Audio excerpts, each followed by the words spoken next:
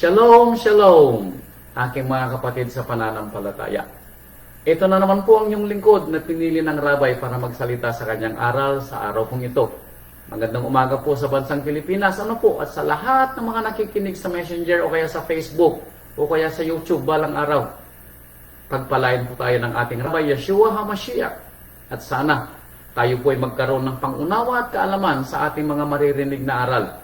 At dito po sa bansang Amerika, magandang gabi po. Saan po kayo naruroon? Naway maabot po kayo ng aral ng Rabay. Naway ang pagpapala ay sumaatin at sumainyo ang kanyang kaawaan at ang kanyang kagalingan sa mga nakakaramdam ng anumang mga sakit sa kanilang mga pangangatawan.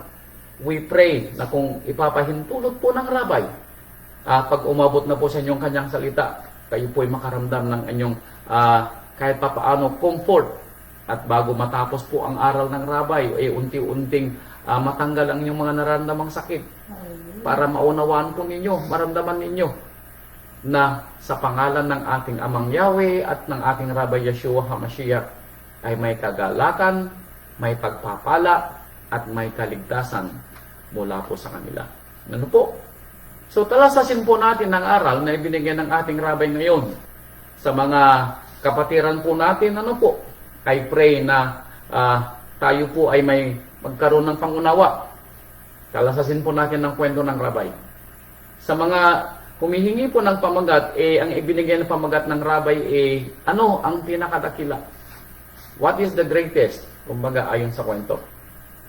Now, talasasin natin na merong nasusulat sa kasulatan na sinasabing faith, hope, and love. Pananampalataya, pag-asa, at pag-ibig. Pero ang tanong, paano ba natin isasabuhay ang tatlong bagay na ito na sinabing dakila sa ating buhay? Pero at the end of the day, malalaman natin kung alin sa tatlo yung pinakadakila na dapat manatili sa ating pang-araw-araw. Kung kayo po ay nagbabasa na ng Biblia at kayo nakarating na doon sa aklat na tinutukoy ko, malalaman ninyo kung bakit sinabi ng aklat na isa rito yung pinakadakila. At sa paanong paraan po natin ibubuhay ang mga bagay na ito, ito po yung isisiwalat ng Rabay. Dahil napakadaling sabihin na tayo po ay may pananampalataya. Napakadaling sabihin na tayo may pag-asa. Napakadaling sabihin na tayo may pag-ibig. Pero kung sa ating pananalita, sa gawa, at sa buhay na ating kinalalagyan, parang taliwas yung nangyayari. Parang hindi nakikita sa atin yung tatlo na sinasabing dapat manatili sa isang tunay na nananampalataya at tinatawag na anak ng Ama. So, uunahin po nating ikwento ang salitang pananampalataya o faith. Parang narinig ko kanina yung sinabi ni kapatid na Brando na dahil sa kanyang matibay na pananampalataya, naramdaman niya uli yung pag-iingat at pagliligtas ng Ama sa kanya. Now, puntahan natin yung binasa ni kapatid na Brando dahil natuwa ako ng binasa niya para bang ipinaunawa kay Brando na ito ay kasama sa lesson natin ngayon. Kung maalala mo kapatid na Brando, may binasa ka sa aklat ng Hebrew.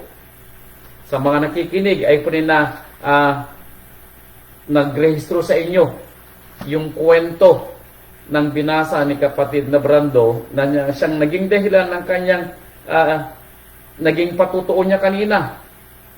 Now, sabi niya dito sa Hebrew chapter 11 verse 1 and 2. Now, sa alam nyo, hindi ako nakikinig, nakikinig ko, pinapakinggan ko ang inyong mga sinasalita at mga testimonya.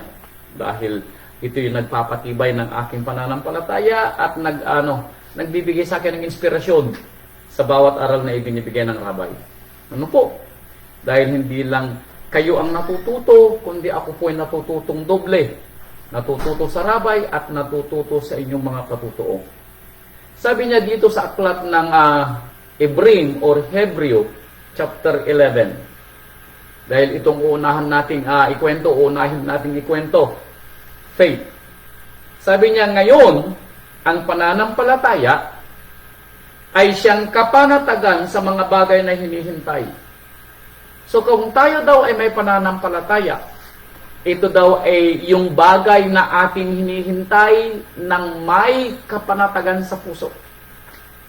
Now, sa mga may hinihingi po sa inyo, sabi niya, ang pananampalataya ay paghihintay sa isang bagay na may kapanatagan.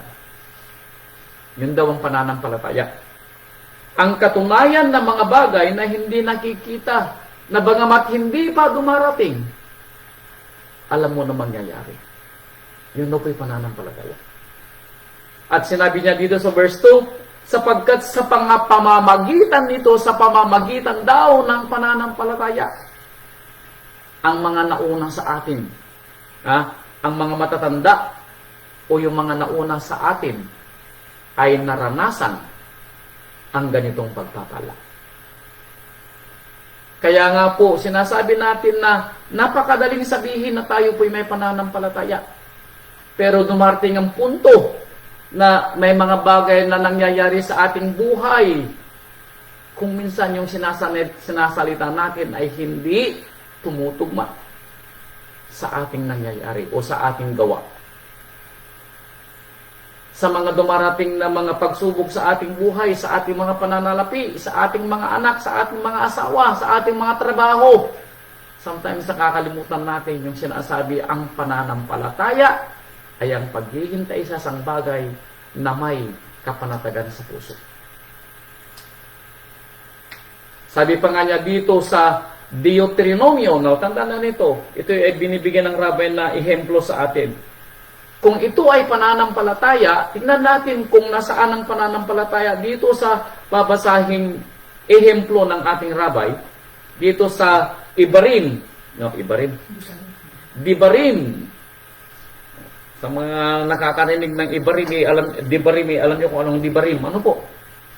Dibarim is Deuteronomio. Ayan. Dito sa Dibarim, chapter 32, ay makikita natin yung kwento rito kung saan may sinasabi ang salita ng Ama tungkol sa kanyang mga piniling bayan nung kapanahunan nila. Sabi niya dito sa Devarim chapter 32 verse 20. Ito ang sabi. At kanyang sinabi, aking ikukubli ang aking mukha sa kanila. Bakit? Aking titingnan kung anong mangyayari sa kanilang wakas. Now, ito yung panahon na nakita ng Ama yung pagtalikod ng bayang Israel. Sapagkat sila'y isang masamang lahi na mga anak na walang pagtatapat o walang pananampalataya. Anong sabi namang Yahweh? Bagamat sila'y aking pinili, pero sila'y nakalimot, sabi niya, tinalikuran nila ang aking mga salita, kaya sabi niya, aking ikukubli ang aking muka. Bakit sila daw ay masamang lahi? Talasasin natin mga kapatid ko, bakit sila ay masamang lahi? Dahil sila ay mga anak ng walang pananampalataya. So makikita natin na napakahalaga ng pananampalataya sa buhay ng isang tao. Ang tawag sa kanila ng ating Ama, kung wala silang pananampalataya, sila ay masamang lahi. Dahil ibinigay sa mga pinili ng Ama na mananampalataya ang kanyang salita. Meaning sa mga hindi napili, na hindi nakakaunawa sa kanyang salita, anong sabi sa kanya ng Ama? Sila ay mga masamang lahi. Bakit? Dahil sila ay walang pananampalataya. Kaya kung tayo po ay nagsasabi na tayo may pananampalataya, tingnan natin kung yung mga sasalitain ng rabbi na kwento ay naging akma sa atin, ibinuhay natin o naramdaman natin. Ito yung unang ehemplo. Sa Aklat ng Mga Gawa, chapter 14. Ito, tingnan natin kung naranasan na natin ito. Dahil kung ito'y naranasan na natin, then masasabi natin na tayo ay may pananampalataya. Okay? Iisa-isahin natin. Aklat ng Mga Gawa, chapter 14. Simulan natin sa verse 8. Ito. Ito ay kwento ng panahon ng mga apostol na nangyari nung panahon nila. Dito sa chapter 14, sabi niya sa verse 8, at sa Listra, Listra ay lugar, ay may isang lalaking nakaupo, na sa mga paay walang lakas, pilay mula pa sa tiyan ng kanyang ina, na kailanman ay hindi nakalakad. So meaning ito ay lumpo. Maaaring siya ay may polio, na nagkasakit at hindi na nakalakad. Ano po? So, hindi na siya nakalakad pagkasilang sa kanya ng kanyang ina. And then, sabi niya, narinig nitong nagsasalita si Saulo, pero nang marinig noong taong ito na pilay mula pagkasilang ng kanyang ina. Now, anong sabi natin kanina? Ang pananampalataya ay paghihintay sa isang bagay na may kapanatagan na sana mangyari sa kanya. So sabi niya rito, may isang pilay, lumpo. Nang nakarinig siya ng pangangaral ni Saulo, at nakita siya ni Saulo, at nakita niyang may pananampalataya upang mapagaling. Anong nakita ni Saulo sa kanyang mga mata? Yung makita ni Saulo, yung maramdaman ni Saulo, na gusto niyang gumaling. Now, tandaan nyo kanina, ang pananampalataya ay paghihintay sa isang bagay na mangyayari. So sabi niya, nakita ni Saulo na siya ay may pananampalataya para gumaling. At nang ito'y makita ni Saulo, anong sinabi ni Saulo? Nagsabi si Saulo ng malakas na tinig, sabi niya, magtindig kang matuwid sa iyong mga paa. Anong sinabi ni Saulo? Magtindig kang matuwid sa iyong paa. Now, sinabi ba ito lahat ni Saulo sa lahat ng kanyang mga makakasalubong na mga pilay o mga may sakit? Hindi po, ano po? Nangyari ito saan? Doon sa lumpo mula pagkabata dahil nakita ni Saulo na meron siyang pananampalataya upang gumaling. Meaning nananampalataya siya doon sa sinasalita ni Saulo na sa pangalan ng ating Ama, na sa pangalan ng ating Rabbi Yeshua, may kaligtasan, may pagpapagaling, may pananampalataya. Kaya anong nangyari? Siya ay lumukso at lumakad. Nung sabi niya, nang marinig niya ito, na siya'y pinapagaling ni Saulo, siya'y tumayo, lumukso at lumakad.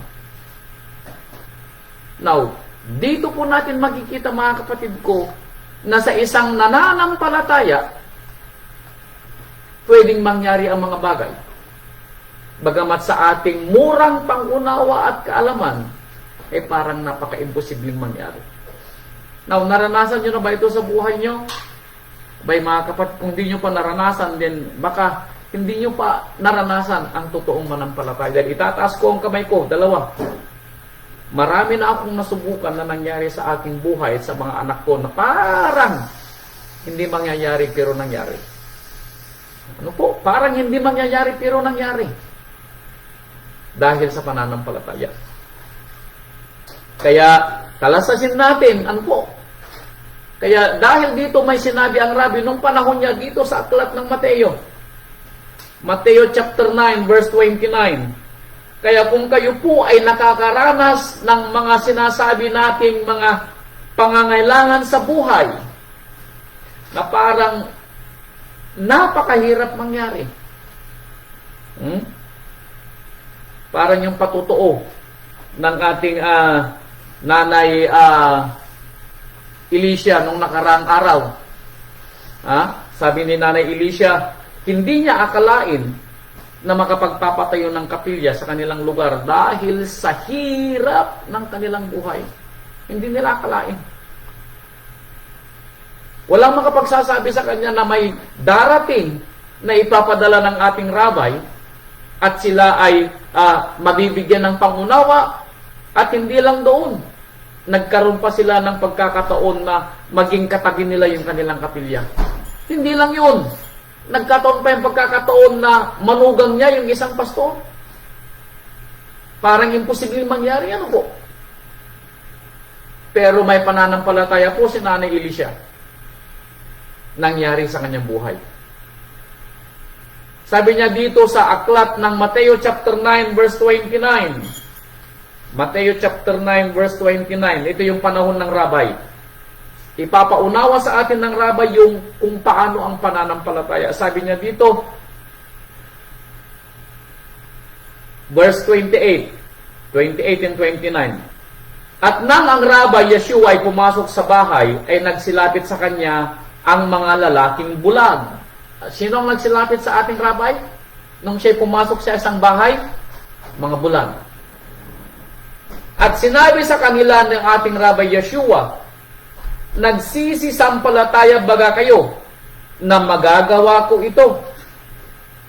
Ha? Nananampalataya ba kayo na mapapagaling ko kayo? Sabi ng ating rabay. 2 bulag ito, 2 bulag. Ha? Bakit?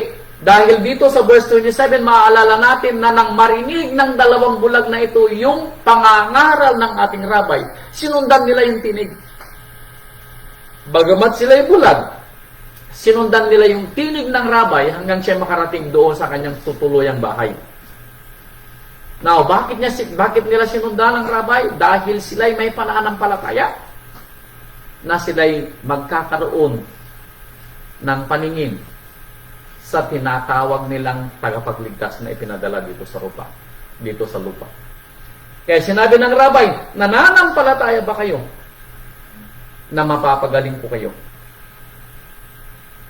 At anong sinabi ng 2 bulag? Oo, rabay, nananampalataya kami. Verse 29, kaya nang magkagay kanyang hinipo ang mga mata nila na sinasabi. Anong ginawa ng rabay? Nang hinipo niya ang kanilang mga mata, anong sinabi ng rabay? Alinsunod sa inyong pananampalataya ay siyang mangyari sa inyo. Anong sabi ng rabay?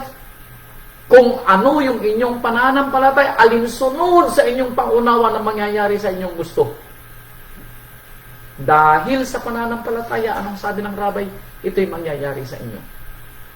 Nangyari ba yung kagustuhan ng mga bulag dahil sa kanilang pananampalataya sa rabay na mapagaling sila? Yes. Dumilat ang kanilang mga mata.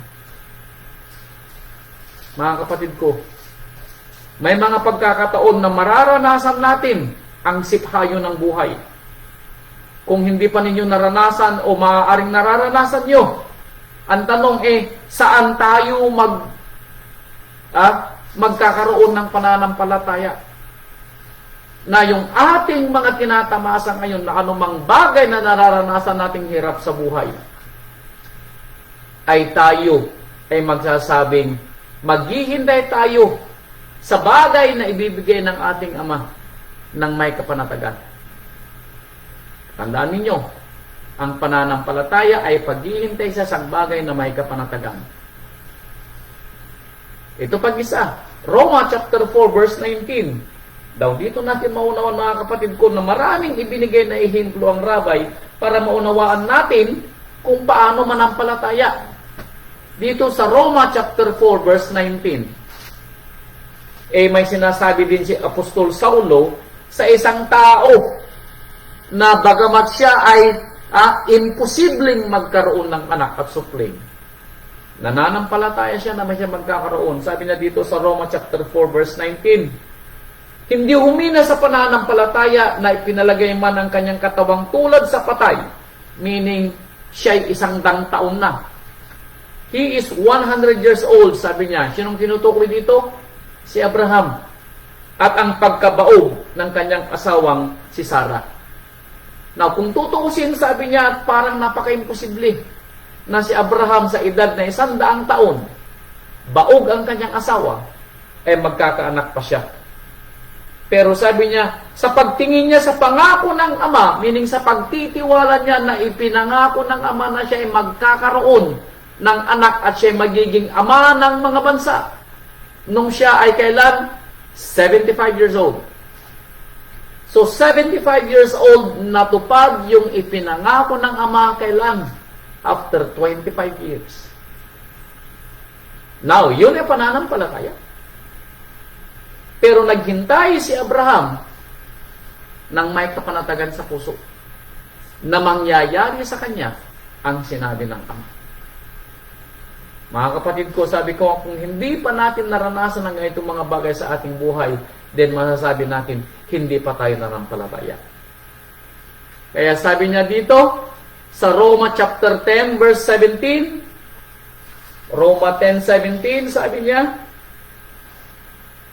kaya nga, ang pananampalataya ay nanggagaling saan? Sa pakikinig. Kaya, kung kayo po ay hindi pa nakakaranas ng ganitong mga pangyayari sa inyong buhay, ibig sabihin, hindi pa po ganun umabot ang inyong pananampalataya, inaanyayahan kayo ng rabay na makinig. Bakit? Dahil ang pananampalataya, sabi dito, ay nanggagaling sa pakikinig.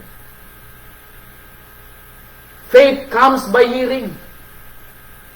Kaya kung wala kayo napapakinggan na magpapaliwanag ng kwento ng rabay, kung wala kayo napapakinggan na mga patutuon ng ating mga mahal na mga kapatid, bay mga kapatid ko, imposible yung mga bagay na gusto nating mangyari sa buhay. Bakit? Dahil wala pa tayong narinig na kwento. Pero kung may narinig tayong kwento, baka sakaling lumakas ang ating kalooban at masasabi natin sa ating sarili, mangyayari din sa akin. Ano man po yung kabagabagan nyo sa buhay, itataas ko ang kamay ko. Kung sa hirap ng buhay ang pag-uusapan, itataas ko ang kamay ko. Naranasan ko din ang hirap ng buhay. Dumating pa yung punto nung panahon po namin. Kumakain lang po kami ng isang beses ang araw. Lugaw pa kung minsan. Ang kwento ng aking inang, nasubukan pa daw niyang magpakain ng mais sa kanyang mga anak. Kaya,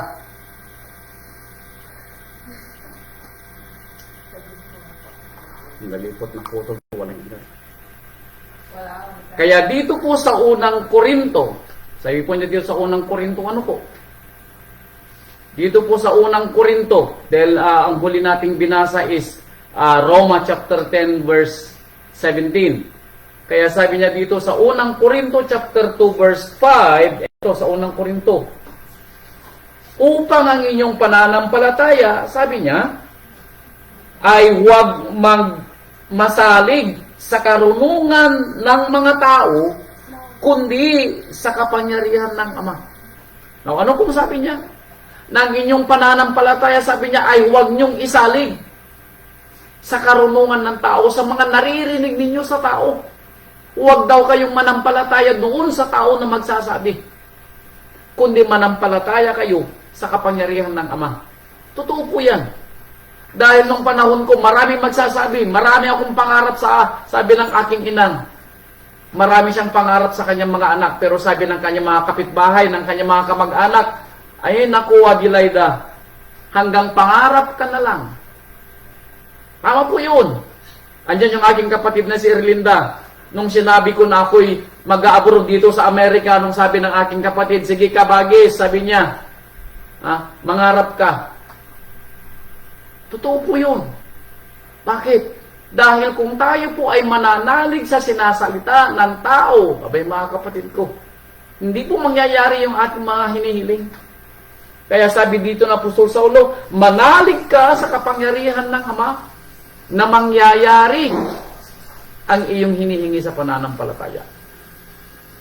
Kaya kayo mga kapatid ko, kung mayroon kayong hinihingi sa Ama, ang pananampalataya ay paghihintay sa isang bagay na may kapanatagan. Tandaan po natin, paghihintay sa isang bagay na may kapanatagan.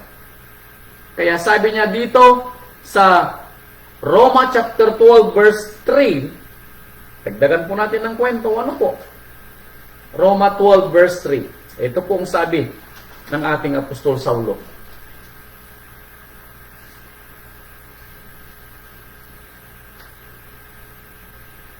Sapagkat sinasabi ko, sa pamamagitan ng biyaya na nasa akin ay ibinigay sa bawat tao sa inyo, na huwag mag-isip sa kanyang sarili ng totoong matayog kaysa nararapat niyang isipin, kundi mag-isip na may kahinahunan para saan? Ayon sa kasukatan ng pananampalataya na ibinahagi ng Ama sa bawat isa. Talasasin daw po natin. Nasukatin natin ang ating mga sinasabing sarili kung hanggang saan yung kakayahan ng ating mga pananampalataya. Huwag po tayong magsabi na tayo po ay may mataas o may matatag na pananampalataya dahil baka po tayo, anong sabi rito, mas marami tayong mga salita kaysa sa nangyayaring gawa. Ulitin ko ulit. Nakikita ng Ama kung hanggang saan yung ating pananampalataya. Parang yung sinabi ni Saulo nang makita niya kung sino sa mga humihingi sa kanya ng pagpapagaling ang may pananampalataya. Sukatin daw po natin ang ating kakayahan kung hanggang saan yung sinasabi nating pananampalataya. Talasasin natin yung kwento, ano po? Kung tayo ba'y karapat-dapat doon sa pananampalataya na ating binabanggit. Kaya sinasabi dito sa Galatia, chapter 3, verse 5, Galatia 3:5, sabi niya rito, siya na nagbibigay nga sa inyo ng banal na espiritu at gumagawa ng himala sa gitna ninyo. Ito na yon. Kung may nararanasan kayo na mga pangyayari sa inyong buhay na parang imposibleng mangyari kung tutuusin, ito'y himala na ibinabahagi ng banal na espiritu. Bakit? Dahil sa ating mga pananampalataya. Kaya sinasabi niya na ibinibigay ito ng banal na espiritu na ginagawa sa pamamagitan ng mga gawang ayon sa kautusan o sa pakikinig ng tungkol sa pananampalataya. Now, nangyari ba daw sa inyo ang bagay na hinihingi ninyo na kung tutuusin ay parang hindi pwedeng mangyari? Nangyari ba ito dahil sa inyong mga gawa o dahil sa inyong pananampalataya? Now, sometimes tayo po ay nagkakaroon ng dapat pangunawa. Dahil baka po isipin po natin ng ating mga hiningi ay nangyari dahil sa ating mga gawa o dahil sa ating sarili. At hindi dahil sa pananampalataya. Abay mga kapatid ko, huwag kayong magkaroon ng tinatawag na pagdadalawa ng kaisipan. Na baka isipin nyo na nangyari ang isang bagay sa inyo dahil sa ginawa ninyo. Abay mga kapatid ko, hindi ninyo ibinibigay ang tamang parangal doon sa totoong nagbigay. Ang sabi niya, himala na nangyari sa inyo, na ibinigay ng alin? Ng banal na espiritu. Para maranasan daw natin kung ano talaga ang pananampalataya. Pero ngayon, nagtatanong si Apostol Saulo, ito ba'y ginawa ng inyong mga sarili o ito'y gawa ng pananampalataya? Abay, sa aking sarili, tataas ko. Sa mga hiningi ko, hindi gawa ng aking mga kamay. Ito'y gawa ng banal na espiritu para maunawaan ko ang ibig pakahulugan ng pananampalataya. Kaya kung kayo po ay nararanasan sa buhay na may hinihingi kayo na parang imposibleng mangyari, hilingin po ninyo dahil kayo'y may pananampalataya. Ano po? Hilingin po ninyo dahil kayo'y may pananampalataya. Kaya tayo po ay mag-ingat. Ano po? Dahil dito po sa unang Timoteo, pinag-iingat tayo. Dahil baka mangyari sa atin na ang lahat ng nangyayari sa ating mga buhay ay isipin natin na gawa ng ating mga kamay. Yung pagpapalago natin sa ating mga sarili, gawa ng ating mga kamay. Kaya sabi dito sa unang Timoteo chapter 6 verse 10. Sabi niya, sapagkat ang pag-ibig sa salapi ay ugat ng lahat ng uri ng kasamaan, na sa pagnanasa ng iba, ito na yung gawa ng ating mga kamay na gusto nating ipaunawa, na sa pagnanasa ng iba ay nangasinsay saan? Sa pananampalataya. Inisip nila na ito'y gawa ng kanilang mga kamay. Inisip nila ng kanilang mga gustong mangyari sa buhay, magagawa ng kanilang mga sarili. Kaya nung nangyari, nangasinsay sila sa pananampalataya. Yung mga, katulad ng mga kapatiran natin na gustong umasenso sa buhay, nangasinsay sa pananampalataya. Bakit? Inisip nila sa kanilang sarili na sila ay aahon sa kahirapan, sila ay magkakaroon ng mga sinasabing mga kasaganaan sa gawa ng kanilang mga kamay. Kaya sila ay nangasinsay sa pananampalataya. Meaning, hindi nila naalala na ang pananampalataya ay ang paghihintay sa isang bagay na may kapanatagan. Nakalimutan nila yung sinabi ng Ama sa pamamagitan ni Saulo doon sa Korinto na sinasabing, kung luluubin ng Ama, ikaw ay yayaman o tayo ay sasagana para saan? Para sa gawain ng Ama sa kanyang asimilya, para sa mabubuting gawa. Anong sabi niya? Kung luluubin ng Ama at ipapahintulot ng Ama, kung makikita sa atin ang ating kagustuhang gumawa ng kabutihan alang-alang sa kanyang asimilya.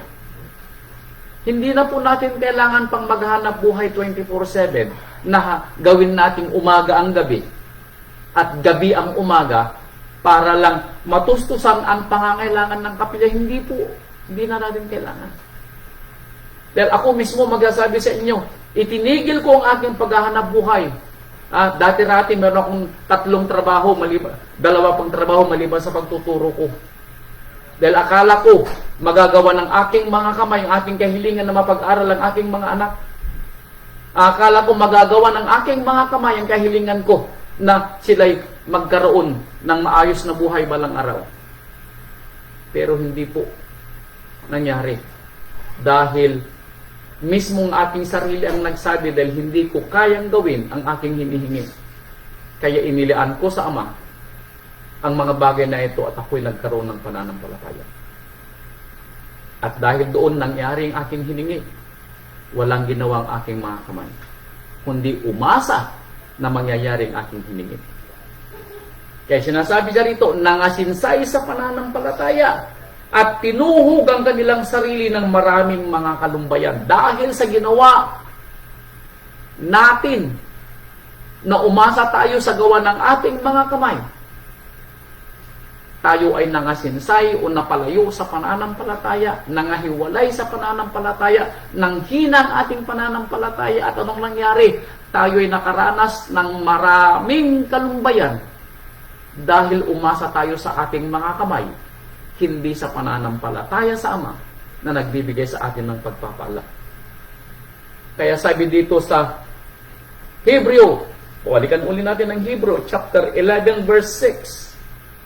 Balikan natin ang Hebreo. Ngayon ay ibababa natin sa verse 6. Kaya sabi niya rito sa verse 6, kung walang pananampalataya ay hindi maaaring maging kalugod-lugod sa Kanya dahil imposible, sabi niya, for without faith, it's impossible. Napaka-imposible daw na malulugod ang Ama sa atin.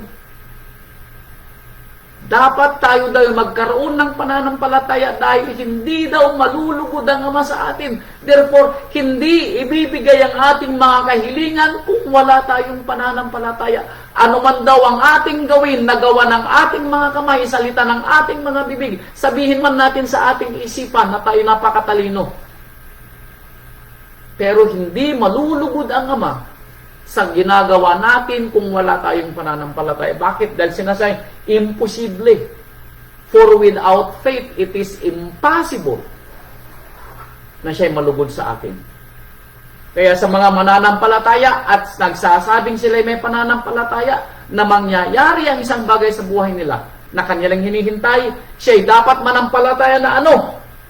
Ay dapat sumampalataya na ang sino mang lumalapit sa Ama, sino man daw sa atin na lumalapit sa Ama, ano man yung ating mga hinihingi para sa ating mga anak, para sa ating mga asawa, para sa ating mga apo, para sa ating mga kinabubuhay, para sa ating pag-aaral, anything na ating hihingi. Kung tayo ay lalapit sa Ama, nung sabi niya, sa mga lumalapit sa Ama, ay dapat sumampalatayang may Ama at Elohim. Dapat daw tayong manampalataya na may Elohim. May buhay na Elohim na gagawa ng ating mga hinihingi. May Elohim na may kapangyarihang mangyari ang mga imposibleng gusto natin mangyari sa buhay. At siya ang magbibigay ganti sa mga sa kanya ay nagsisihanap. Siya daw ang magbibigay ganti sa mga humahanap sa ating Ama at Elohim na may pagpapala sa kanyang kapangyarihan. Imposible, sabi ng ating apostol, na malugod ang Ama sa atin. Kaya mga kapatid ko, dapat nating maranasan ang pananampalataya. Ano po? Talastasin po natin na dapat nating maunawaan ng kwento na kung tayo ay nagsasabing may pananampalataya, tayo po ay manampalataya na may Ama at Elohim na pwedeng gumawa ng lahat ng itong mga bagay.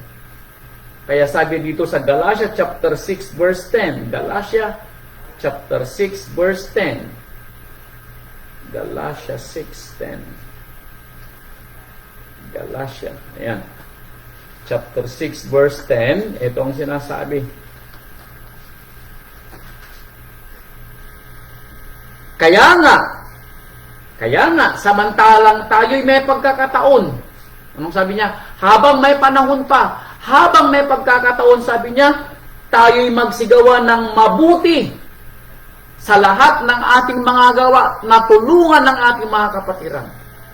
Paano mararanasan ng ating mga kapatiran na may pananampalataya kung tayo na pwedeng tumulong sa kanila ay hindi sila alam tulungan? Dapat maranasan nila na may Ama at Elohim na sa oras ng kanilang mga pangangailangan hindi nalalapag mula sa langit ang mana na hinihingi nila para sila makakain ng 3 beses ang araw.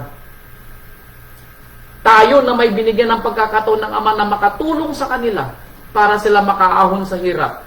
Tayo na binigyan ng Ama para makatulong sila para lumawak ang kanilang pangunawa sa pananampalataya. Tayo na binigyan ng Ama para gabayan sila sa kanilang pagdedesisyon sa buhay.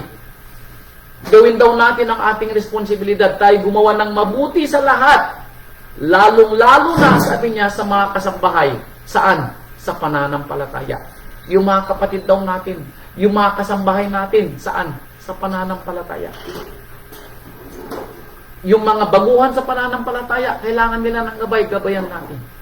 Sa mga nawawalan ng landas, gabayan natin. Sa mga anak natin na nawawalan ng landas, gabayan natin. Huwag tayong tumigil. Huwag tayong manghinawa. Sa mga dapat aralan natin ng may pagtitiis. Lalong-lalo na sa mga anak natin, tayo po ay huwag manghinawa. Dahil sila yung susunod na mananampalataya para sa atin, ilapit natin sila sa Ama. At tayo ay maghintay ng may pananampalataya. Ano po? So ito po ang ibig sabihin ng pananampalataya. Sumunod na kwento. Hope. Pag-asa. Ha? Pag-asa. Ang pag-asa ba ay kasama sa kwento? Yes. Dahil titingnan natin kung paano tayo umasa. Now, tatalasasin natin ang kwento ng Rabay kung paano pinapaunawa ng Rabay ang salitang pag-asa. Dito sa aklat ni Ruth. Ruth chapter 1 verse 12. Now, alam niyo yung kwento ni Ruth, ano? Si Ruth ay naging manugang ni Naomi. Pero bago nangyari ang pagiging manugang niya kay Naomi, may nangyaring kwento. Nang si Naomi at ang kanyang asawa at 2 anak ay pumunta sa Moab para doon manirahan at mamuhay, masaklap ang naging kwento ng buhay ni Naomi. Namatay yung kanyang asawa, namatay pa yung kanyang 2 anak at walang natirang apo. Meaning, wala man lang siyang naging apo. Kaya ang kwento, nang siya aalis na sa bayan ng Moab, nagpupumilit na sumama yung kanyang 2 manugang, si Ruth at si Orpah. Pero sabi niya dito sa chapter 1 verse 12 ng Ruth, sabi niya dito, Tunay nga na ako'y kamag-anak na malapit. Ruth, chapter 1, verse 12. Kayo'y magsibalik, sabi niya sa kanyang dalawang manugang, mga anak ko. Magpatuloy kayo ng inyong lakad, sapagkat ako'y totoong matanda na upang magkaroon pa ng asawa. Kung aking sabihin ako'y may pag-asa, now, paano ko daw sasabihin na ako'y may pag-asa, sabi ni Ruth, ay sabi ni Naomi, kung aking sasabihin ako'y may pag-asa, kung ako'y magkakaasawa man ngayong gabi, at ako'y magkakaanak man. Ang sabi ni, Naomi, paano ko sasabihin ako'y may pag-asa? Kung ako'y mag-aasawa, sabi ni Naomi, at kung ako'y magkakaanak pa, then, sabi ni Naomi, ako'y may pag-asa. Yun ang pag-asa na iniisip mong mangyayari. Nakikita mo na may pag-asa. Kaya sabi ni Naomi, ako'y magsasabing ako'y may pag-asa kung ako'y makakapag-asawa ngayong gabi at ako'y magkakaanak pa. Then, sabi ni Naomi, may pag-asa pa ako na kayo'y aking mabibigyan ng mapapangasawa. Pero may pag-asa ba si Naomi? That moment, wala. Bakit? Hindi na siya makapag-aasawa, hindi na rin siya magkakaanak. Kaya walang pag-asa kay Naomi nang kinakausap niya ang kanyang dalawang manugang, kaya pinapauwi na niya. So, ang pag-asa sa isang bagay ay iniisip nating mangyari. Bakit? Dahil posibleng mangyari sa pangunawa ng ating mga mata. Ulitin ko uli. Sa pangunawa ng ating mga mata. Sa pangunawa ni Naomi, wala na siyang pag-asa. Bakit? Dahil iniisip niya na sa kanya manggagaling ang mapapangasawa ng kanyang manugang. Kaya sinasabi niya, wala na akong pag-asa, Ruth. Dahil hindi na ako magkakanak, matanda na ako, hindi na ako mag-asawa. Kaya wala na akong pag-asa na mabibigyan kita ng mapapangasawa. Sa kanyang pangunawa. Pero may inihanda pala ang ama na ibang bagay para magbigyan siya ng pag-asa. Alam niyo yung kwento, ibinigay niya si Boaz na malayong kamag-anak ni Naomi na napangasawa ni Ruth at si Naomi pa ang nag-alaga sa anak nilang si Obed na siyang magulang ni Jesse, na siyang naging magulang ni David at siyang naging magulang ng Rabbi Yeshua HaMashiach. Yun ang pag-asa. Pero sinong nagbigay? Hindi. Sa pangunawa ni Naomi. Ibinigay ito na pag-asa saan? Ibinigay mula sa Ama. So tatalasasin natin na ang pag-asa ay hindi galing sa ating mga pangunawa. Galing sa Ama. Kaya sabi niya dito pang dagdag, Ezra chapter 10 verse 2. Ito pang dagdag na kwento, Ezra chapter 10 verse 2. Ezra. Saan na si Ezra? Ezra chapter 10 verse 2. Ito pa. Para maunawaan natin ang ibig sabihin ng pag-asa. Pag-asa ay sa isang bagay na mangyayari hindi galing sa ating pangunawa, kundi galing sa pagpapala ng Ama. Yun ang pag-asa.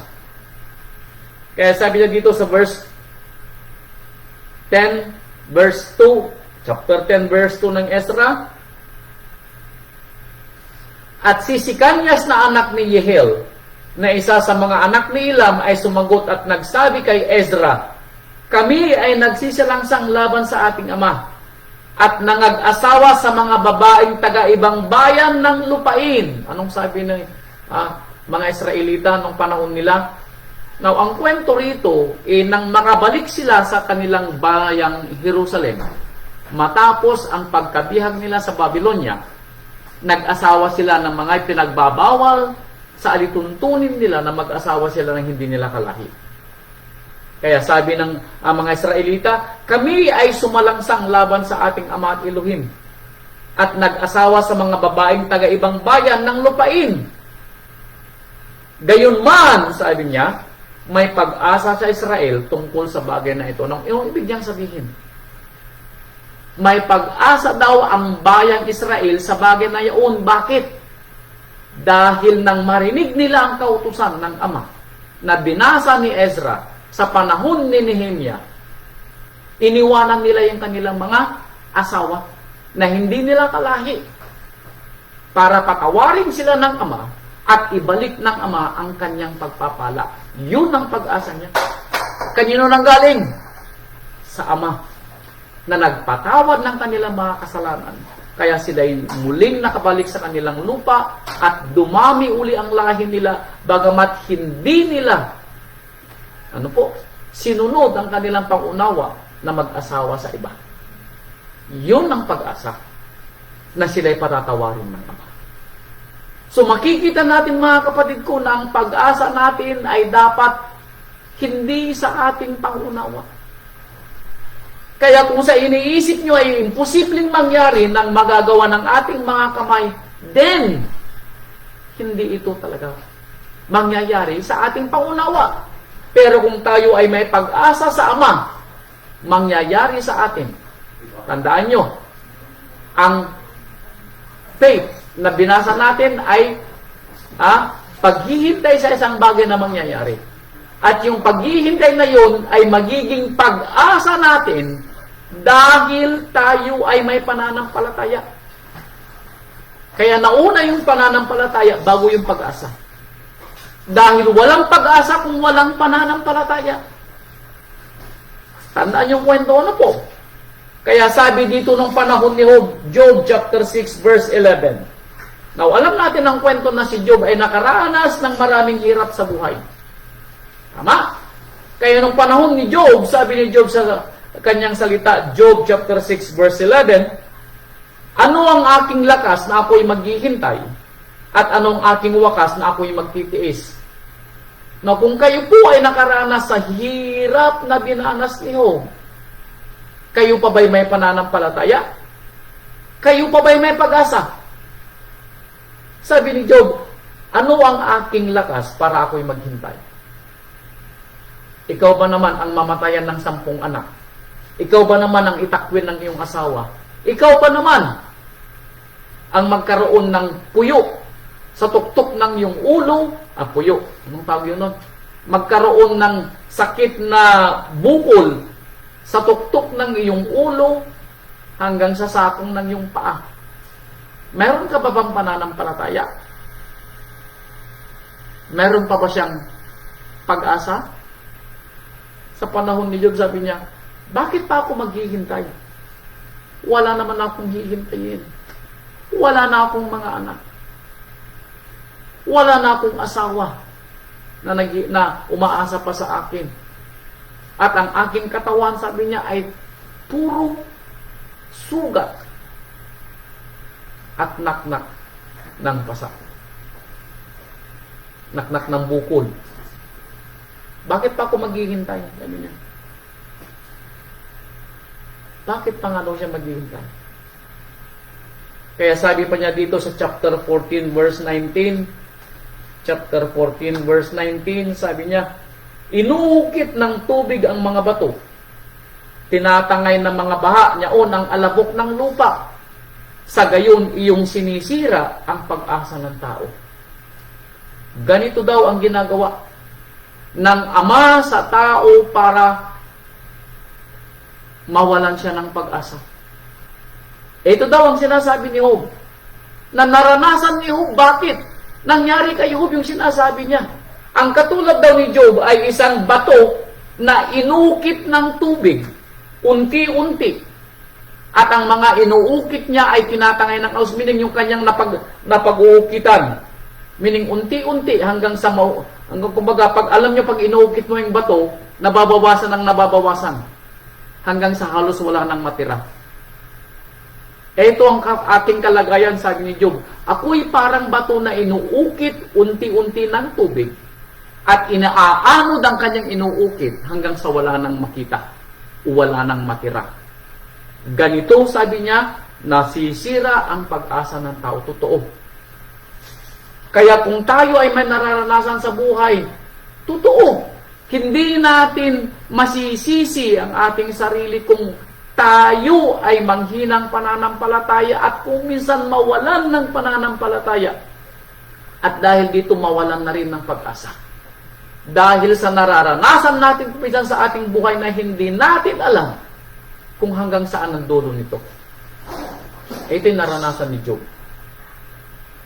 Pero at the end of his life, bago po pumikit ang mga mata ni Job, sa hirap ng naranasan niya, nagkaroon po siya ng pag-asa. Ipinaunawa ng Ama sa kanya yung mga nangyayari sa kanyang buhay. Kaya anong sabi ni Job? Matapos niyang maunawaan yung nangyayari sa kanya, dito sa chapter 19 verse 26, ito nang sinabi ni Job after na maunawaan niya yung nangyayari sa kanyang buhay.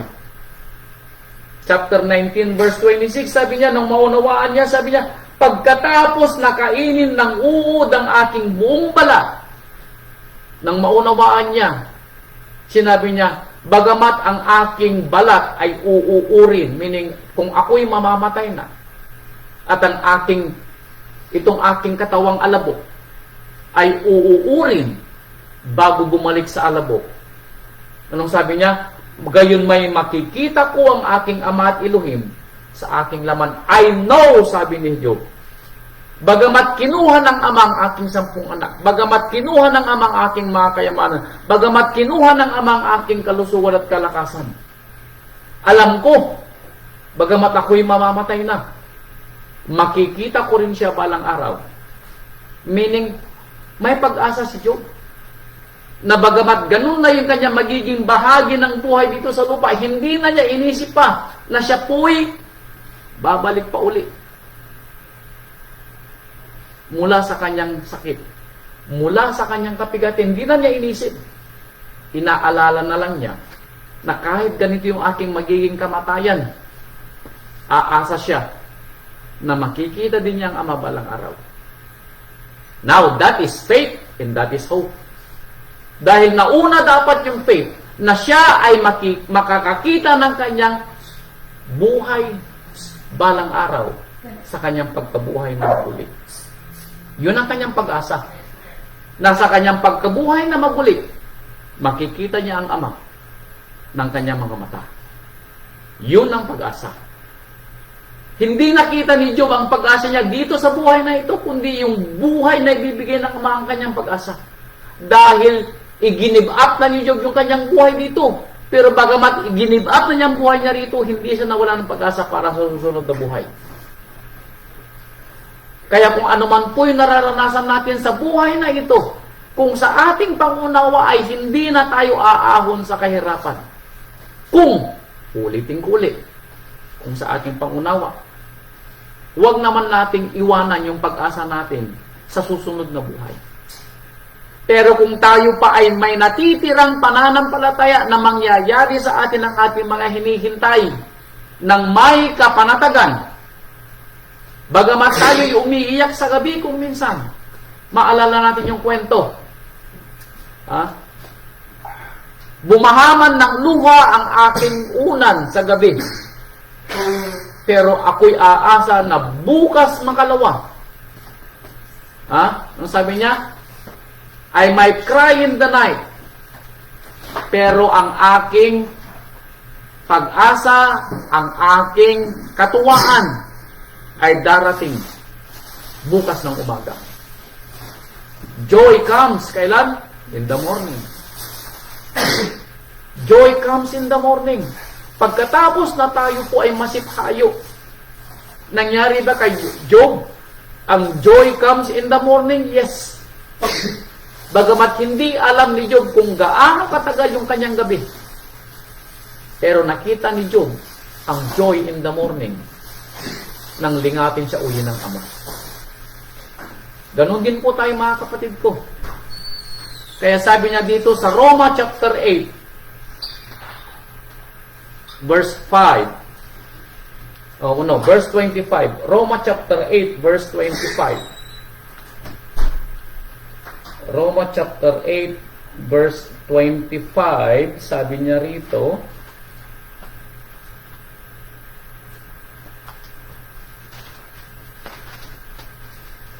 Roma chapter 8 verse 25, sabi niya,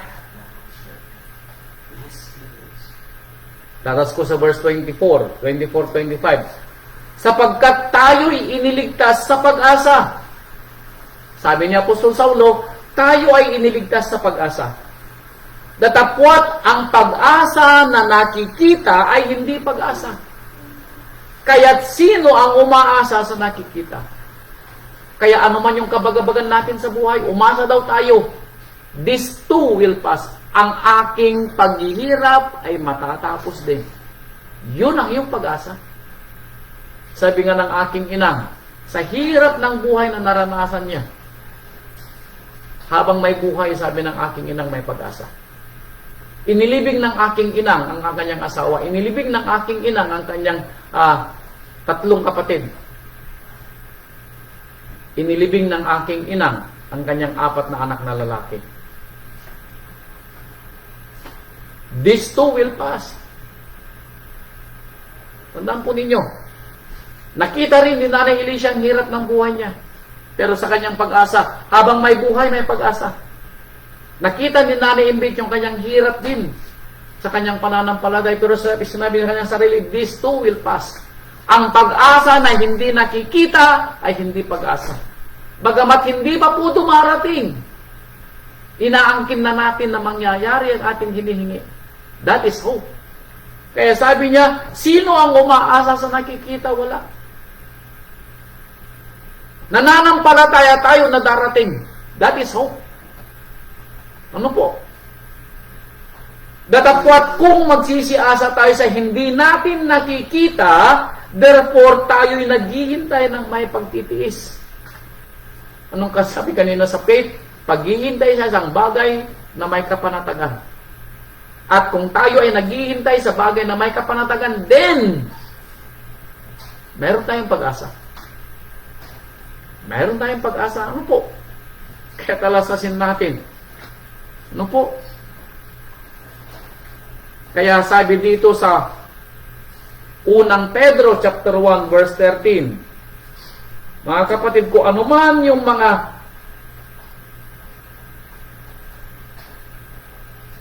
suliranin niyo sa buhay, anuman yung inyong mga kabagabagan sa buhay, mga kapatid ko, huwag kayong mawalan ng pananampalataya, huwag kayong mawalan ng pag-asa. Ano po?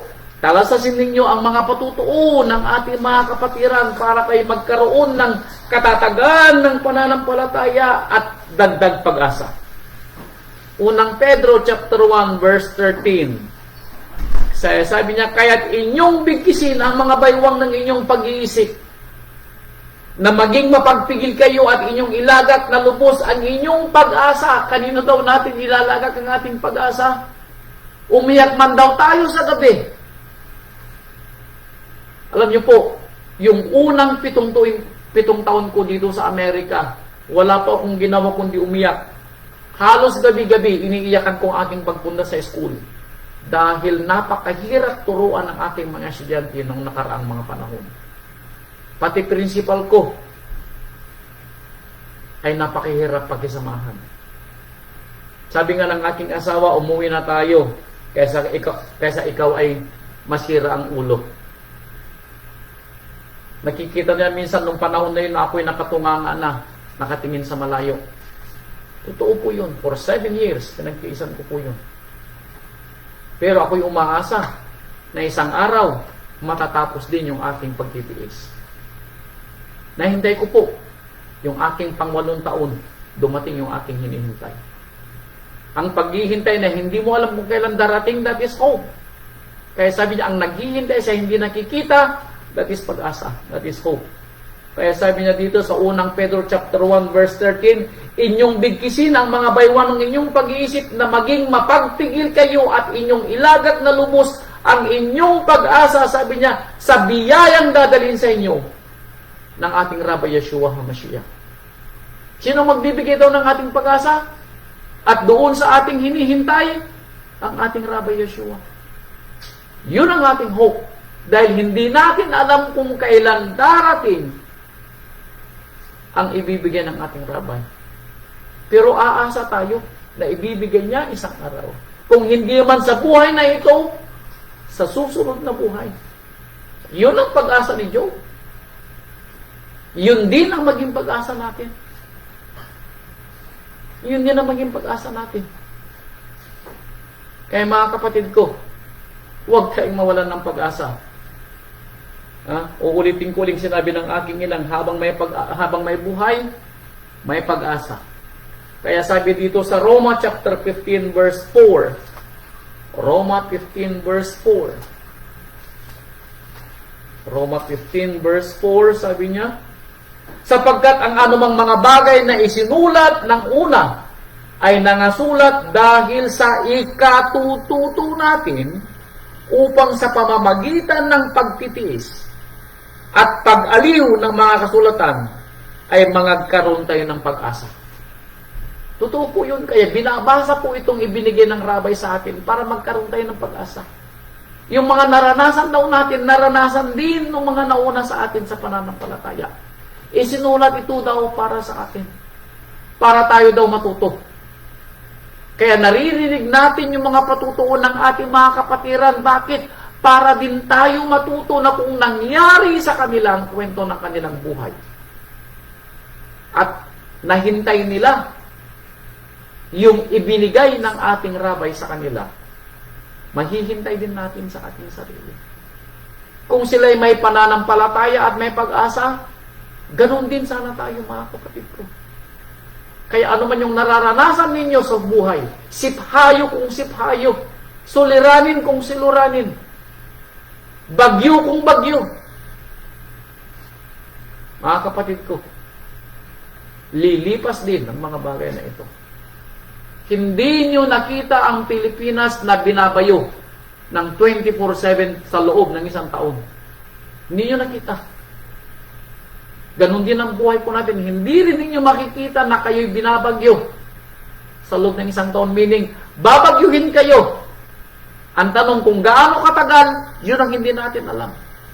Pero alam ko, hindi habang panahon, babagyuhin ang buhay niyo. Darating ang araw. Maririnig ng Ama ang inyong hingi. Makikita ng inyong mga mata ang pagpapala ng rabay sa inyo. Kung, tandaan niyo ulit, kung tayo ay may pananampalataya at may pag-asa na ito'y ibibigay ng rabay balang araw. Umiyak po tayo kung kailangan, yes. Magsiphayo tayo kung kinakailangan, yes. Pero kung ito'y kasama sa ating pananampalataya at pag-asa, tanggapin natin ang kwento. Dahil maraming nakaranas ng ganito sa kanilang panahon na isinulat sa atin para tayo ay matuto. Anong sabi niya? Isinulat daw ito sa atin para maunawaan natin upang sa gayon, ang sabi ng Apostol Saulo, tayo ay magkaroon ng pag-asa. Ano po? Upang tayo ay magkaroon ng pag-asa. Kaya mga kapatid ko, naway ang pag-asa natin ay hindi sa tao. Ang pag-asa natin ay sa Ama na nagpapala sa lahat ng mga bagay. At makikita din ng Ama balang araw ang nangyayari sa iyo, kapatid ko. Hintayin mo ang pagpapala ng Ama at ito'y darating sa iyo. Kaya sabi niya dito sa Aklat ng Mga Awit, chapter 31, verse 24. Awit 31:24. Awit 31:24. Ito pong sabi niya sa mga nakakaramdam ng mga ganitong karanasan sa buhay. Ano po? Siphayo sa anak, siphayo sa asawa, problema sa magulang, problema sa lahat ng bagay na para bang hindi ka maglilikat. Sabi niya dito sa Aklat ng Mga Awit 31 verse 24, kayo'y mangagpakalakas at mangagdalang tapang ang inyong puso. Kayo daw magpakalakas at magdalang tapang sino?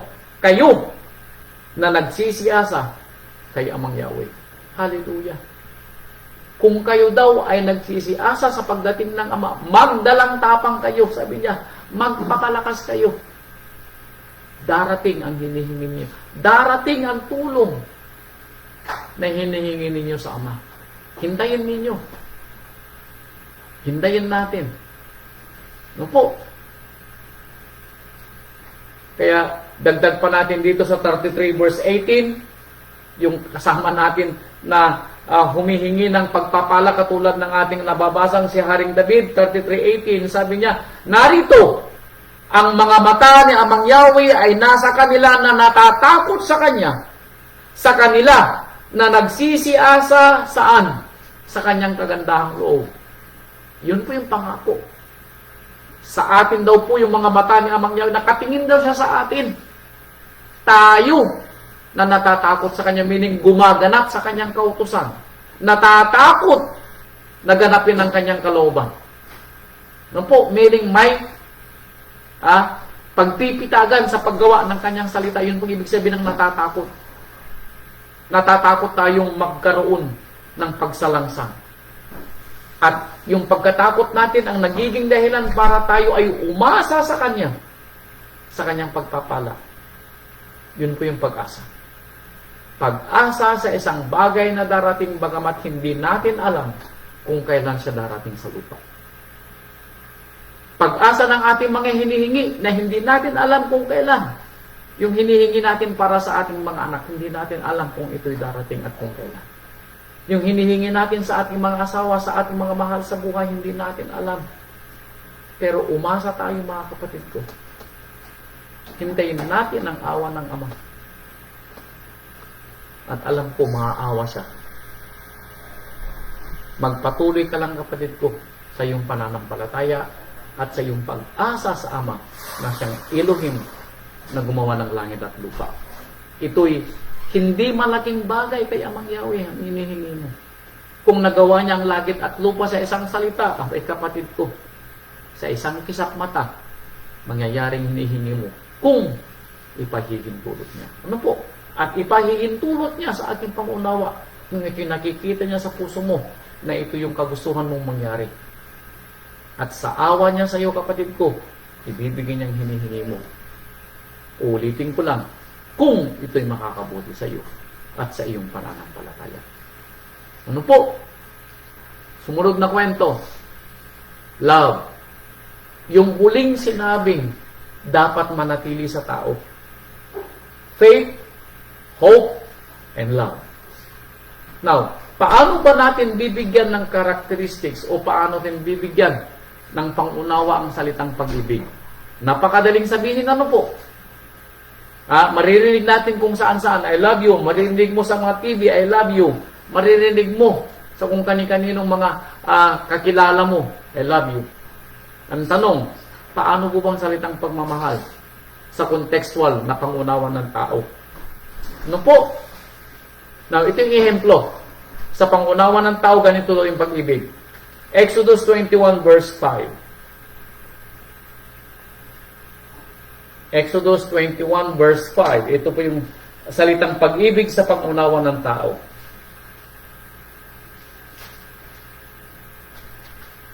(21:5).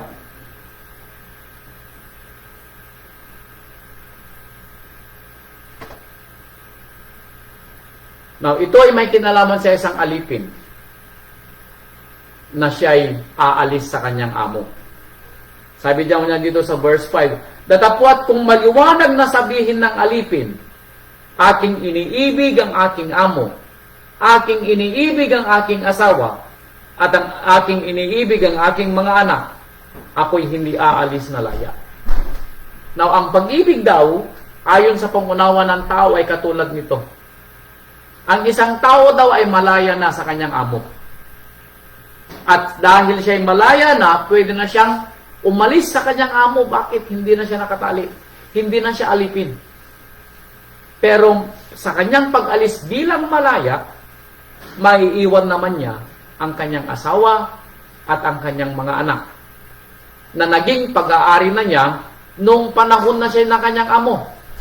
Pero dahil siya ay aalis na sa kanyang amo, may iwanan niya ang kanyang mga mahal sa buhay. Pero anong sinabi daw nung lalaki na magiging malaya na sana? Dahil mahal ko ang aking amo, dahil mahal ko ang aking asawa, dahil mahal ko ang aking mga anak, mas gugustuhin ko ang hindi maging malaya. Now, that is pag-ibig sa pangunawa ng tao. Anong ibig niyang sabihin? Sa pangunawa ng tao ang pag-ibig, ayon sa kanyang pangunawa ay ang pagganap sa isang bagay na sa kanyang pangunawa ay mas matimbang sa kanya kaysa sa kanyang sarili o kaysa sa ano pa mang mga bagay. Yun ang pag-ibig sa kanya. Mahal niya ang kanyang amo, mahal niya ang kanyang asawa, mahal niya ang kanyang anak. Lahat isasakripisyo niya para sa kanyang mga mahal sa buhay.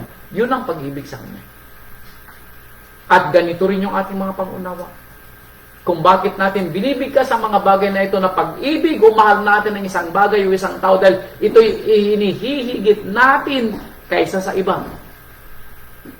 Mas pinapahalagahan natin ang isang bagay o isang tao pag sinabi natin iniibig natin sila, meaning mas pinahahalagahan natin sila ng higit kaysa sa iba. At gagawin natin ang lahat para lang sa ating mga sinasabing mga mahal. Yun ang pag-ibig.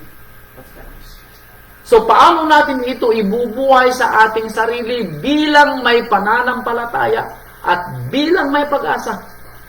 Dahil ayon sa nasusulat, ang pag-ibig, ang pananampalataya, ang pag-asa at ang pag-ibig ay mananatili. Yun pong sinabi niya. Unang Korinto chapter 10 verse 13. Pero ang pinakadakila sa lahat, sabi niya, ay ang pag-ibig. Now, paano natin mauunawaan ng pinakadakila sa tatlo matapos nating maunawaan ang pananampalataya? Na ang pananampalataya ay paghihintay sa isang bagay ng may kapanatagan. At ang pag-asa, sabi niya, paghihintay sa isang bagay na hindi nakikita, pero alam mong mangyayari dahil sa awa ng Ama. At ang pag-ibig, sabi niya, ay siyang pinakadakila sa lahat ng tatlo. So kung makikita natin na ang pag-ibig ay ayon sa ating pangunawa na mas pinahahalagahan natin kaysa sa anumang mga bagay dito sa lupa na malapit sa ating puso. Ano po? Kaya sabi niya dito sa Josue chapter 22 verse 5. Josue 22 verse 5. Ito ang sinabi ni Josue o Joshua 22 verse 5. Ito yung kwento nang si Josue po ay malapit na magpaalam at ibinili na niya sa bayang Israel ang lahat ng kanilang gagawin. Sabi niya dito sa verse 5 ng Josue 22, ingatan lamang ninyong mainam na gawin ang utos at ang kautusan na inuutos sa inyo ni Moses na lingkod ni Amang Yahweh, na ibigin mo si Amang Yahweh ninyong Ama, lumakad sa lahat niyang mga daan, at ingatan ang kanyang mga utos, at lumakip sa kanya, at maglingkod sa kanya ng buo ninyong puso at buo ninyong kaluluwa. Now, paano natin i-apply ang ganitong pangunawa dito sa pangunawang ibibigay ng Ama sa ating pananampalataya at pag-asa sa Kanya? Sabi dito ng Josue, ang pag-ibig kay Amang Yahweh ay ganito. Anong sabi niya? Lumakad kayo sa lahat ng kanyang mga daan, ingatan at gawin ang kanyang mga utos, at lumakip sa kanya, meaning maging tapat sa kanya, at maglingkod sa kanya ng buo ninyong puso at buo ninyong kaluluwa. Yun ang pag-ibig kay Amang Yahweh. So magkaiba yung ating pangunawa sa pag-ibig na ibinibigay natin sa tao at yung ibinibigay nating pag-ibig kay Amang Yahweh. Kung mapapansin natin, sa ating pangunawa, gagawin natin ang lahat at ibibigay natin ang lahat para sa ating mga mahal sa buhay. Sa ating pangunawa yun. Pero nang maunawaan natin na mayroon palang mas higit na pag-ibig kaysa nararamdaman natin sa tao. Yung pag-ibig daw natin, kung iibigin natin si Amang Yahweh, anong sabi niya? Lalakad tayo sa kanyang mga daan, iingatan at gagawin ang kanyang mga kautusan, lalakip tayo sa kanya, meaning tayo magiging tapat sa kanya at hindi natin siya tatalikuran, At ang sabi niya, maglilingkod tayo sa Kanya ng buong puso at buong kaluluwa. So meaning, mauuna siya sa lahat ng mga bagay bago yung ating mga mahal sa buhay. Bago yung ating mga minamahal dito sa lupa, mauuna siya. Bakit? Bakit kanyo? Unfair ba si Amang Yahweh? Bakit mauuna siya bago yung mga mahal natin dito sa lupa? Bakit? Balikan natin yung una nating binasa kanina. Saan magmumula ang ating pananampalataya? Sa ating Amang Yahweh. Saan magmumula ang ating pag-asa? Kay Amang Yahweh. Therefore, kung walang pananampalataya at walang pag-asa, anong sinabi niya? Tayo ay lalabas na isang bayang masama. Dahil wala tayong pananampalataya. At kung wala tayong pananampalataya, wala tayong pag-asa sa buhay na ito. At kung wala tayong pananampalataya at pag-asa, lalo nang wala tayong pag-ibig dahil wala sa atin ang ibinigay na pananampalataya at pag-asa ng Ama dahil wala sa atin si Amang Yahweh. Dahil ang pag-ibig na ibinigay sa atin ng Ama ay nararanasan natin bago natin mararanasan ang ganitong pag-ibig sa Kanya. Bakit? Ano bang unang ginawa ng Ama sa atin? Ha? Anong ginawa ng Ama sa atin? Basahin po natin. Ano bang ginawa ng Ama sa atin? Maalala niyo sinabi niya sa English na tayo minahal ng ating Ama bagamat tayo ay ano? Makasalanan. Maalala niyo yung kwento na yun? Roma chapter 5 verse 8. Puntahan natin para maunawaan natin ang kwento kung bakit kailangan nating unahin si Amang Yahweh bago yung nararamdaman natin sa kapwa. Sabi niya dito sa Roma chapter 5 verse 8,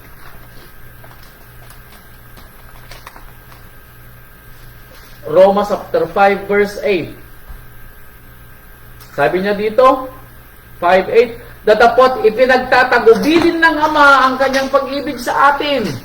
Paano daw natin naranasan ang pag-ibig na Ama? At kung bakit dapat natin siyang unahin bago ang lahat? Dahil sabi niya, na nang tayo'y mga makasalanan pa, ang Mesyas ay namatay dahil sa atin. Bagamat tayo daw ay makasalanan, inibig na tayo ng Ama. Bakit? Namatay daw ang Mesyas dahil sa atin. Na bakit namatay ang Mesyas? Balikan natin yung sinasabi sa John. John chapter 3 verse 16, ang sinabi niya, at ganun na lamang ang pagsinta ng ating Ama sa sanlibutan. Now, sinong minana ang sanlibutan? Yung sanlibutan ba na ginawa niya? Hindi. Tayo na tao na ginawa niya sa kanyang wangis. Tayo ang nasusulat doon na minahal niya. Dahil sa pagmamahal niya sa atin, bagamat tayo ay makasalanan pa nung una, ibinigay niya ang kanyang bugtong na anak na mamatay sa tulos para sa atin. Yun ang pag-ibig. At yun ang ipinapaunawa ng Ama sa atin na maunawaan natin para magkaroon tayo ng pag-ibig mula sa Kanya at matupad yung sinasabi ng kasulatan na mananatili sa atin ang pananampalataya, mananatili sa atin ang pag-asa, at mananatili sa atin ang pag-ibig. At ang tatlong ito ay dapat manatili saan sa isang tunay at tapat na nananampalataya. Itong pinapaunawa ng Ama sa atin. Ano po? Kaya sinasabi niya dito sa aklat na mga awit, chapter 4, verse 2. Awit chapter 4, verse 2. Awit chapter 4, verse 2.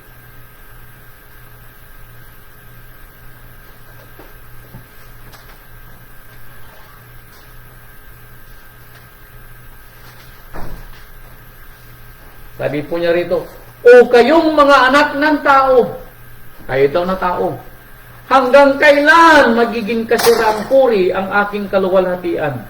Gaano katagal iibigin ninyo ang walang kabuluhan at hahanap sa kabulaanan?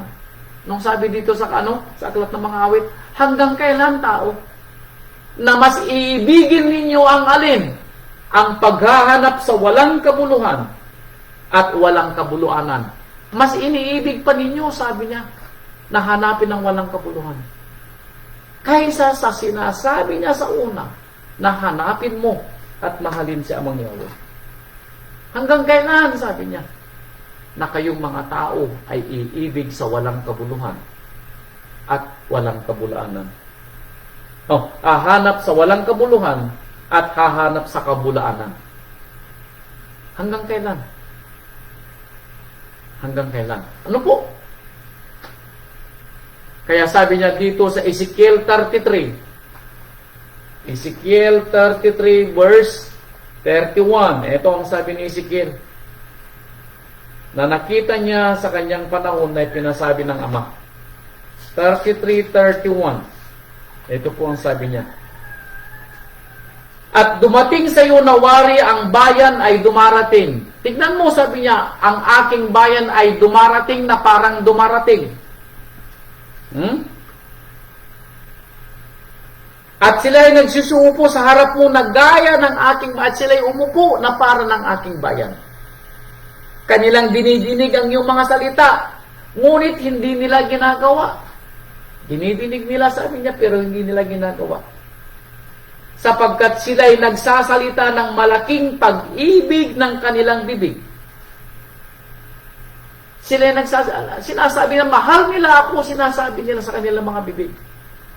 Sinasabi ng kanilang mga bibig, susundin nila ang aking mga kautusan. Sinasabi ng kanilang mga bibig, maglilingkod sila sa akin. Sinasabi ng kanilang mga bibig, sila ay magiging tapat sa akin. Yun ang sinasabi daw ng kanyang bayan nung panahon nila. Pero anong sabi niya Mang Yahweh? Ngunit ang puso nila ay nasa kanilang pakinabang. Pero sa katotohanan, sa ang kanilang mga puso, yung kanilang mga iniisip, nasa kanilang mga pakinabang, meaning sa kanilang sarili. Sa salita ng kanilang mga bibig, ito'y para sa akin, sabi ng Ama. Pero sa kanilang mga puso, ito'y para sa kanila. Now, mga kapatid ko, ganito rin ba ang pangunawa natin sa salitang pag-ibig? Ng ating mga salita ay para kay Amang Yahweh. Ang ating mga bibig ay para sa pagpupuri at pagpaparangal kay Amang Yahweh. Pero ang ating mga kapusuan na siyang gumagawa ng ating mga kamay o nag-uutos na gawa ng ating mga kamay ay para lang sa atin. Mga kapatid ko, ito ba yung pag-ibig na ibibigay natin sa ating Ama? Na siyang gumawa ng langit at lupa at nagbigay sa atin ng pananampalataya at pag-asa. Kaya sabi dito sa Mateo chapter 6, Mateo chapter 6 verse 24.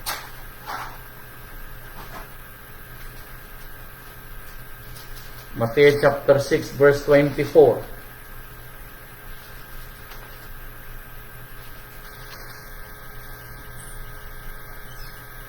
Sino may hindi makapaglilingkod sa dalawang amo? Sapagkat kapuputan niya ang isa at iibigin ang ikalawa. O kaya magtatapat siya sa isa at pawawalang halaga ang ikalawa. Hindi kayo makapaglilingkod sa Ama at sa inyong kayamanan. Now, hindi daw tayo pwedeng umibig sa dalawa. Hindi daw natin pwedeng ibigin si Amang Yahweh ng parehong pag-ibig sa ating mga mahal sa buhay. Hindi daw natin pwedeng mahalin si Amang Yahweh ng parehong pag-ibig ng ating mga sarili. Hindi daw natin pwedeng mahalin si Amang Yahweh ng parehong pag-ibig ng mga anik-anik natin sa buhay. Hindi pwedeng mangyari, sabi ng ating Rabbi Yeshua. Hindi mo pwedeng ibigin ng pareho ang dalawa.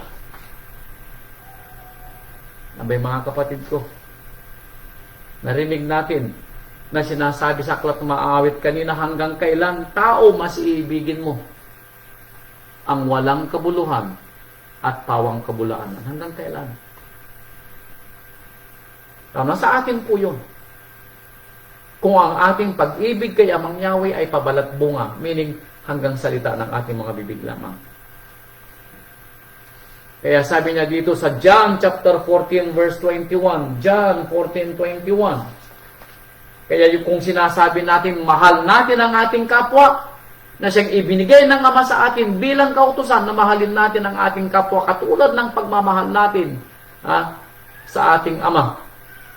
Abay mga kapatid ko, kung sila'y nangangailangan, wala tayong maibigay, bagamat alam natin na mayroon tayong maibibigay, abay mga kapatid ko, hindi natin mahal si Amang Yahweh dahil nasusulat, kung mahal mo si Amang Yahweh, ang kanyang kautusan, mahalin mo ang iyong kapwa tulad ng pagmamahal mo sa iyong sarili. Nasusulat, di po ba? Ayon sa kautusan na binasa kanina ni kapatid na Alex. Walang silbi kapatid ko yung ating pangungumpisal na mahal natin sa Amang Yahweh kung hindi natin kayang mahalin ang ating kapwa. At paano natin may papakita ang pagmamahal sa kapwa?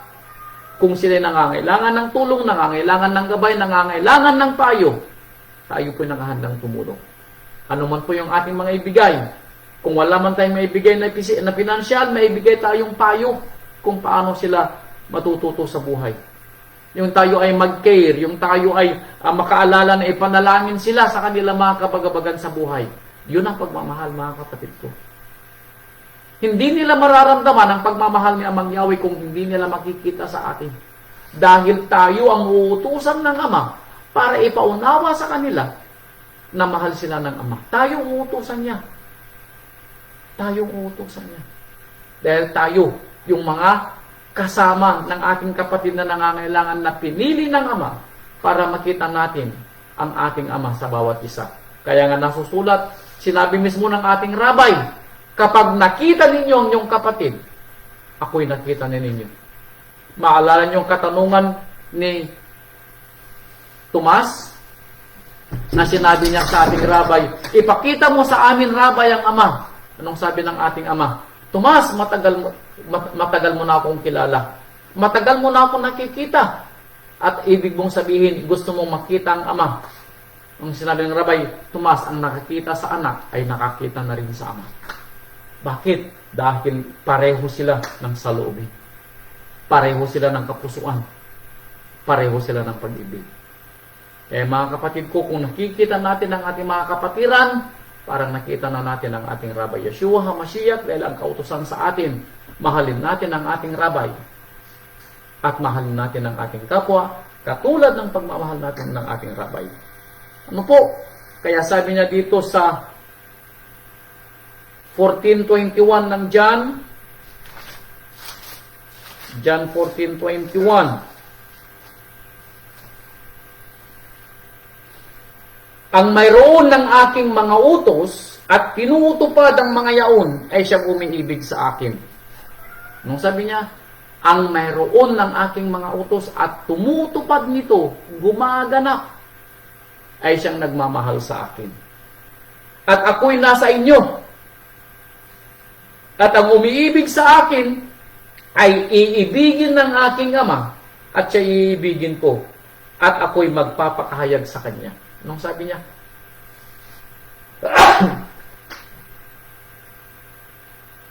Ang umiibig sa akin, sabi niya, ay siyang nagmamay-ari ng aking kautusan at gumaganap nito.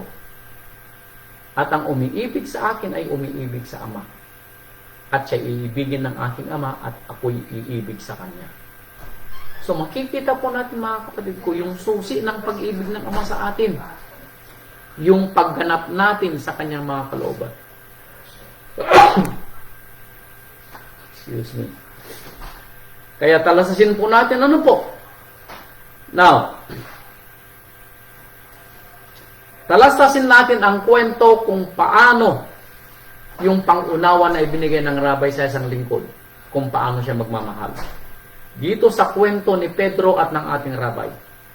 John 21. Now, gusto kong talasasin natin ang gustong ipaunawa ng rabay.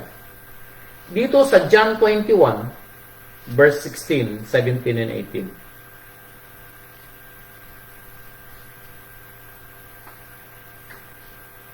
Verse 15. Kaya't nang mga pagpawing gutom, sila ay sinabi ni Yahshua kay Simon Kepa or Simon Pedro, anak ni Yona, iniibig mo baga ako ng higit sa mga ito? Now, nagtanong ang rabay kay Pedro, anak ni Yona, Iniibig mo ba ako? Nang higit kaysa mga ito, higit sa kanyang mga kapatid, higit sa kanyang kapwa-apostol, higit sa kanyang mga mahal sa buhay. Sinabi ni Pedro sa kanya, "Oo, Rabay, nalalaman mo na kaya'y ating iniibig." At sinabi sa kanya ng Rabay, "Pakanin mo ang aking mga kordero." Anong sabi ng Rabay? Pakanin mo ang aking kordero. 16. At sinabing muli ng Rabay sa pangalawa, "Simon, anak ni Yona, iniibig mo baga ako?" Sinabi sa kanya ni Pedro, "Oo, Rabay, nalalaman mo na kita'y iniibig."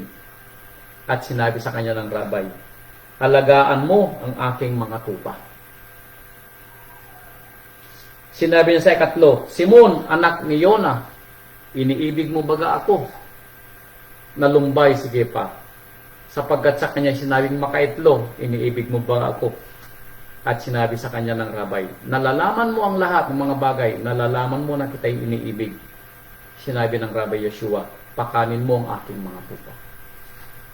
Now, anong ibig sabihin ito ng Rabay? Sinasabi po niyang pakanin niya ng pagkain pisikal ang kanyang mga tupa? I believe hindi po. Dahil mahirap lang si Pedro. Anong ibig niyang sabihin na pagpapakain sa kanyang mga tupa? Ang pagpapakain gustong ipaunawa ng Rabay kay Pedro ay alagaan niya ang kanyang mga tupa sa pangangaral ng kanyang salita. Sa pagbibigay ng payo kung paano nila mamahalin at iibigin ang ating Rabay. Sa pagbibigay niya ng pangunawa kung paano nila susundin ang kanyang kautusan. Yun ang pag-ibig ni Pedro kay Rabay. Kaya ito'y ipinapaunawa sa atin, tayong mga magkakapatid, na obligasyon natin na kung mahal natin ang ating Rabay, ipapaunawa natin sa ating mga kapatid, ipapaunawa natin, ipapangaral natin sa ating mga mahal sa buhay ang salita ng Ama. Dahil sa salita ng Ama, mabubuhay ang tao forever. At kahit kailan ay hindi siya mamamatay. Yun ang kwento. Kaya mga kapatid ko, obligasyon natin na ipangaral ang mabuting balita. Obligasyon natin na ipaunawa ang magandang balita ng Ama sa ating mga mahal sa buhay, sa ating mga anak, sa ating mga kapatid, sa lahat ng ating mga nakakasalamuha. Ipaunawa natin sa kanila ang pwede nilang maunawaan mula sa salita ng Ama.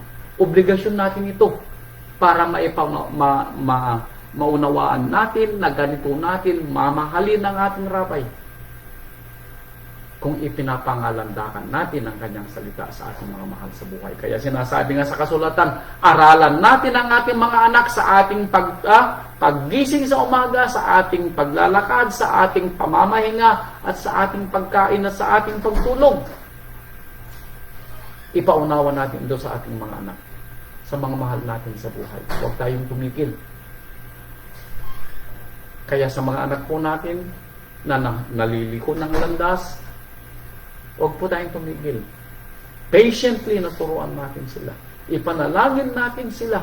At lahat ng ating hinihingi, daanin natin sa pananampalataya at pag-asa na ito'y mangyayari sa ating panahon. Ano po?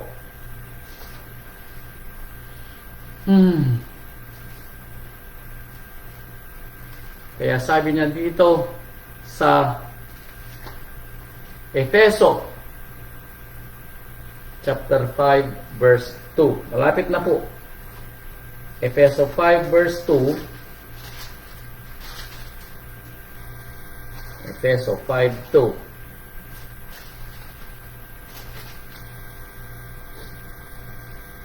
Magsilakad kayo sa pag-ibig. Nung sabi ng ating apostol, magsilakad kayo sa pag-ibig. Gaya rin naman ang pag-ibig ng Mesyas sa inyo. At ibinigay dahil sa atin ang kanyang sarili na hain at handog sa Ama upang maging sanyo ng masarap na amoy. Nung sabi niya, magsilakad kayo sa pag-ibig. Ibig sabihin na ginaganap ang kalooban ng Ama, naglilingkod sa Ama, tapat sa Ama, at gumaganap ng kanyang kautusan. Yun ang pag-ibig sa ating Rabay Yeshua HaMashiach. Kaya sinasabi niya, kung ako'y iniibig ninyo, sabi ng Rabay, gawin ninyo ang aking mga utos. Dahil ito'y hindi mabibigat. And then sinabi niya, mahalin mo si Amang Yahweh katulad ng, anong sabi niya, mahalin mo ang iyong kapwa katulad ng pagmamahal mo sa iyong sarili. Mahalin mo si Amang Yahweh ng buong puso, buong lakas at buong kaluluwa. Ano po? Kaya sabi niya sa unang Juan chapter 4 verse 10, malapit na pong matapos mga kapatid ko, konti na lang, dalawa na lang. 1 John chapter 4 verse 10. Narito ang pag-ibig. Hindi sa tayo'y umibig sa Ama, kundi siya ang umibig sa atin. At sinugo ang kanyang bugtong na anak sa sanlibutan. At sinugo ang kanyang anak na pangpalubag loob sa ating mga kasalanan. For the perpetuation of our sin. Yun ang pag-ibig. Na dahil po sa pagmamahal niya sa atin, namatay ang kanyang bugtong na anak sa pulos para tayo magkaroon ng pagkakataon ng buhay na walang hanggan at makarating sa kanyang kaharian balang araw. Ano po? And then huling salita, verse 6, 1 John chapter 1, 2 John 1:6. Huling talata na po natin. 2 John 1:6. At ito ang pag-ibig, na tayo'y magsilakad ayon sa kanyang mga utos. Ito ang utos na tayo'y magsilakad sa kanya, gaya ng inyong narinig ng pasimula. Nung sabi niya, magsilakad tayo ayon sa kanyang utos. Mga kapatid ko, narinig natin ang kwento sa unang Korinto chapter 13 verse 13. Ang pananampalataya, ang pag-asa at pag-ibig ay mananatili. Pero ang pinakamahalaga sa lahat ay ang pag-ibig. Dahil ito ang karakteristik ng Ama sa atin. Ito yung kanyang katangiang ipinakita sa atin. Minahal niya tayo, bagamat tayo ay makasalanan pa. Ibinigay niya ang kanyang bugtong na anak para sa atin. Kaya naratapat lamang na ibigay natin ang taos-puso, buong kaluluwa na pagmamahal at paglilingkod. Dahil din sa Kanya, nagkaroon tayo ng pananampalataya. Dahil sa Kanya, tayo ay may pag-asa. Bagamat ano pa man yung nararanasan natin dito sa buhay na ito, mga kapatid ko, anumang hirap, anumang pasakit, anumang problema, anumang siphayo, hilingin natin sa Ama dahil si Amang Yahweh ang ating pag-ibig, si Amang Yahweh ang ating pananampalataya, si Amang Yahweh ang ating pag-asa.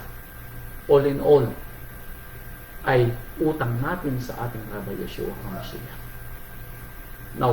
Naunawaan po natin mga kapatid ko, ang ibig sabihin ng pananampalataya, pag-asa at pag-ibig. Iasa po natin sa ating Amang lahat ng ating mga kabagabagan sa buhay. Gaano man po ito kabigat, gaano man po ito katagal na nating nararanasan, huwag po tayong mawalan ng pag-asa. Dahil ang pag-asa na ating hinihintay ay darating sa atin isang araw. Joy comes in the morning. Umasa po tayo at manalig na ito'y mangyayari sa atin. Salamat po sa inyong lahat mga kapatid. Purihin ang ating Amang Yahweh. Purihin ang ating Rabbi Yeshua HaMashiach. Salamat po sa inyong lahat. Mabuhay ang ating Amang Yahweh. Mabuhay ang ating Rabbi Yeshua HaMashiach. Magandang gabi po sa inyong lahat. And Shabbat Shalom. Hallelujah. Hallelujah po, Pastor, sa napakagandang mensahe.